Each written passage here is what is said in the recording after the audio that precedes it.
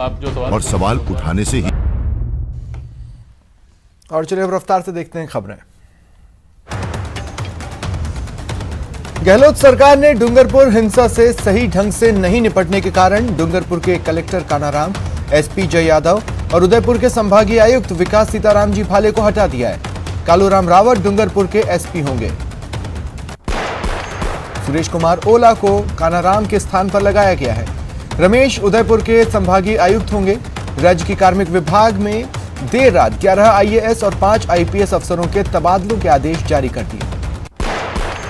वरिष्ठ आईपीएस अधिकारी राजीव कुमार दासोत को डीजी जेल बनाया है, जबकि बीएल सोनी को डीजी एसीबी लगाया गया है।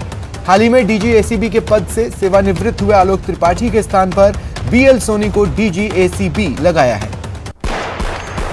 उत्कल रंजन साहू को डीजी गृह रक्षा लगाया गया है। माना जा रहा है कि DG law and order ML Lathar DGP होंगे। डीजीपी भूपेंद्र सिंह यादव के वीआरएस लेने के बाद ये कयास लगाए जा रहे थे कि उनका स्थान एमएल लाठर लेंगे। कयास हकीकत में बदलते हुए दिखाई दे रहा है। सोमवार को निजी स्कूल फीस वसूली मामले में हाईकोर्ट में कल अंतिम बहस अधूरी रह गई थी। आज फिर फिजिकल पैरवी से सुनवाई होगी। राज्य सरकार और सुनील समदरिया ने 7 सितंबर के आदेश को चुनौती दी है। पिछली सुनवाई पर डीबी ने सिंगल बेंच के आदेश पर रोक लगा दी थी। कांग्रेस के विधायक कैलाश त्रिवेदी का आज निधन हो गया। कैलाश भीलवाड़ा के सहाड़ा विधानसभा क्षेत्र से विधायक थे। उन्होंने गुरुग्राम के मैदानता में आखिरी सांस ली।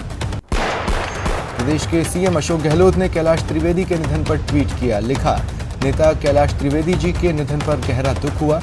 उनके परिवार के सदस्यों और समर्थकों के प्रति मेरी हार्दिक संवेदना। कैलाश त्रिवेदी के निधन पर विधानसभा अध्यक्ष सीपी जोशी ने ट्वीट कर शोक जताया। जोशी ने लिखा, मेरी संवेदनाएं उनके परिजनों के साथ हैं। ईश्वर उनकी आत्मा को मोक्ष प्रदान करे। सहाड़ा विधायक कैलाश त्रिवेदी के निधन पर पीसीसी चीफ गोविंद सिंह डोटासरा ने शोक जताया। उन्होंने ट्विटर पर लिखा, ईश्वर से दिवंगत आत्मा को शांति प्रदान करने की प्रार्थना करता हूं। लोकसभा स्पीकर ओम बिरला के पिता के निधन के बाद श्रद्धांजलि देने का सिलसिला जारी है। आज केंद्रीय श्रम मंत्री संतोष गंगवार ने लोकसभा अध्यक्ष ओम बिरला के आवास पर पहुंचकर शोक संवेदना व्यक्त की। पंचायती राज संस्थाओं के तीसरे चरण की सभी 975 ग्राम पंचायतों में आज चुनाव हो रहे हैं। इस चरण के लिए शाम 5:30 बजे तक मतदान होना है। परिणाम भी आज ही आएंगे।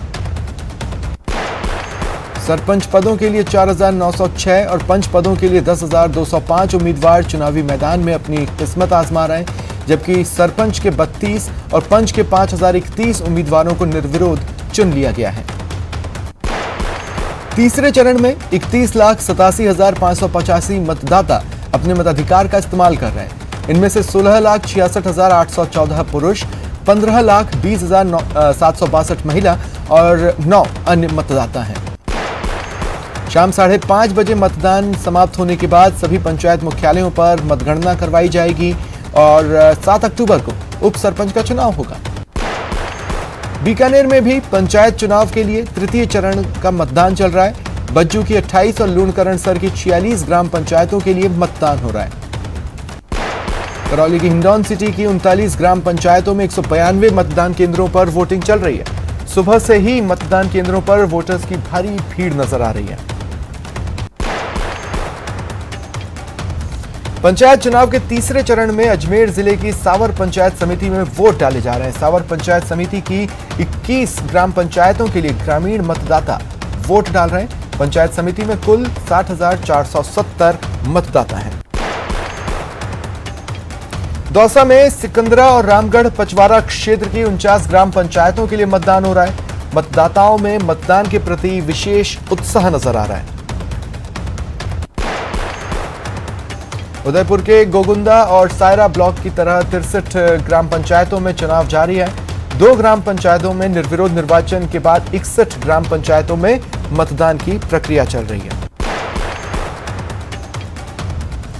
दौसा की 49 ग्राम पंचायतों में वोटिंग जारी है। मतदान केंद्रों का कलेक्टर पीयूष समारिया और पुलिस अधीक्षक मनीष अग्रवाल ने दौरा किया।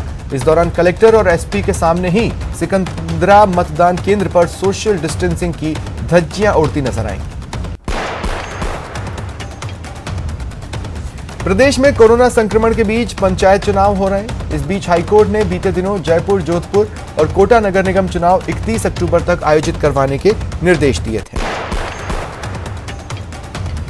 इन तीनों शहरों में कोरोना संक्रमण ज्यादा होने पर यहां चुनाव कराना खतरे से कम नहीं है। इसके चलते चुनावों के मामले में सरकार सुप्रीम कोर्ट पहुंच गई है। ऐसे में अब सबकी निगाहें सुप्रीम कोर्ट पर हैं।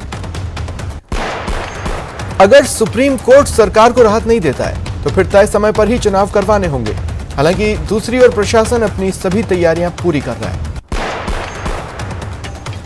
सवाई माधोपुर में नाबालिग से दुष्कर्म मामले में बड़ा अपडेट है। न्यूज 18 पर खबर दिखाने के बाद पीड़ित परिवार को सुरक्षा मिली। भरतपुर कुम्हेर पुलिस की स्पेशल टीम ने फरार चल रहे इनामी बदमाश को गिरफ्तार किया। फिलहाल पूछताछ जारी है। आरोपी से कई मामले खुलने की उम्मीद है। टोंक के पिपलू थाना क्षेत्र के बोरखंडी गांव में एक युवती को छेड़छाड़ की शिकायत करना भारी पड़ा। आरोपी ने पहले पीड़ित को गाली दी, उसके बाद उसे जमीन पर गिराकर पीटा। वीडियो वायरल होने के बाद पुलिस एक्शन में आ गई है। डीएसपी का कहना है शीघ्र ही आरोपी को गिरफ्तार कर लिया जाएगा। बारां के हरनावदा शाहजी में एक युवक के साथ अमानवीय घटना को अंजाम देने का सनसनीखेज मामला सामने आया। यहां कुछ लोगों ने भैंस चोरी के आरोप में एक युवक को जंजीरों में बांधकर उसके साथ मारपीट की। पीड़ित के पूरी पीठ पर जख्म के निशान हैं। पीड़ित युवक ने एसपी को लिखित शिकायत कर आरोपियों के साथ मामले में चुप्पी साधने वाले पुलिसकर्मियों पर कार्रवाई की मांग की। बीकानेर के सरेराहर में एक युवक का शव पेड़ से लटका मिला। मृतक की पहचान श्याम भार्गव के रूप में हुई है। अभी तक मौत के कारणों का खुलासा नहीं हुआ है। धौलपुर के सैपाऊ में दुकानों में भीषण आग लग गई। वहां रखे सिलेंडर भी ब्लास्ट हुए, जिससे अफरा तफरी मची। घंटों बाद आग पर काबू पाया गया। भरतपुर में बाइक की टक्कर से घायल युवक की इलाज के दौरान मौत हो गई। पुलिस के मुताबिक आरोपी बाइक चालक नशे में धुत था। फिलहाल आरोपी की तलाश जारी है। भरतपुर के डीग में बाइक सवार नाबालिग ने एक साइकिल सवार बुजुर्ग को टक्कर मार दी। बुजुर्ग गंभीर रूप से घायल हुए। फिलहाल उनका इलाज चल रहा है। भरतपुर के डीग में धाऊ पेट्रोल पंप के पास अज्ञात वाहन की टक्कर में बाइक सवार 2 लोग गंभीर रूप से घायल हो गए, जिन्हें प्राथमिक इलाज के बाद भरतपुर आरबीएम हॉस्पिटल रेफर किया गया। भरतपुर में मधुमक्खियों के हमले से 5 साल के मासूम की दर्दनाक मौत हो गई। मौत की सूचना के बाद परिजनों का रो रो कर बुरा हाल है। जयपुर में एक युवक टावर पर चढ़ गया। बताया जा रहा है युवक ठेकेदार से पैसे नहीं देने के कारण नाराज है और टावर पर चढ़कर पैसे की मांग कर रहा है। जानकारी मिलने के बाद प्रशासन मौके पर पहुंचा। युवक को नीचे उतारने की कोशिश शुरू की। जयपुर एयरपोर्ट पर धीरे धीरे व्यावसायिक गतिविधियां भी शुरू होने लगी हैं। एयरपोर्ट प्रशासन ने एयरपोर्ट के भीतर यात्रियों से जुड़ी सुविधाओं को खोलने की मंजूरी दे दी है। अब यात्रियों को पहले जैसी सुविधा मिलनी फिर से शुरू हो गई है। एयरपोर्ट पर स्नैक्स काउंटर से लेकर रेस्टोरेंट तक खोल दिए गए, इसलिए समय से पहले पहुंचने वाले यात्री आराम से चाय पानी या खाने का लुत्फ ले सकते हैं। साथ ही अपने घर के लिए शॉपिंग भी कर सकते हैं। हालांकि इन सारी सुविधाओं को फिर से शुरू करते समय ग्राहक और दुकानदार को कोविड-19 गाइडलाइंस का पूरी तरह से पालन करना होगा। Railway Ahmedabad Delhi express special train में एक पार्सल डिब्बा लगाया है। सोमवार से इस ट्रेन में यह सुविधा मिलनी शुरू हो गई। भरतपुर के रूपवास में भीम आर्मी स्टूडेंट फाउंडेशन के युवाओं ने हाथरस गैंगरेप के विरोध में राष्ट्रपति के नाम ज्ञापन सौंपा और आरोपियों की गिरफ्तारी की मांग की। प्रतापगढ़ में भारतीय जनता पार्टी महिला मोर्चा की ओर से कैंडल मार्च निकालकर जन जागृति की कोशिश की गई। महिला मोर्चा जिला संयोजिका किरण बत्रा ने कैंडल मार्च में भाग लिया। सूरतगढ़ में यूपी के हाथरस प्रकरण को लेकर सूरतगढ़ बंद का आह्वान किया गया है। सूरतगढ़ कस्बा दोपहर 1 बजे तक बंद रखा जा रहा है। कोटा के कनवास एसडीएम राजेश डागा की समझाइश पर विवादित रास्ते का निस्तारण हुआ। पटवारी खेत से ट्यूबवेल को बचाते हुए 4 मीटर का रास्ता देने के लिए राजी हुए। मौके पर पटवारी अजय सिंह राजावत उपस्थित रहे। रुकते हैं ब्रेक के लिए।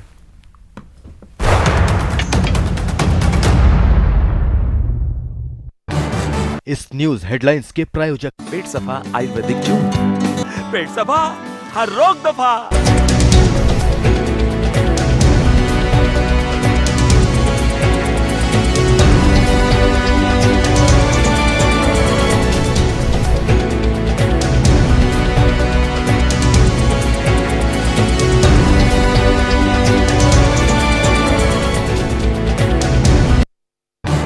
इस न्यूज हेडलाइंस के प्रायोजक पेट सफा आयुर्वेदिक जूस। पेट सफा हर रोग दफा। हर खबर देखते रहिए न्यूज 18 इंडिया पर।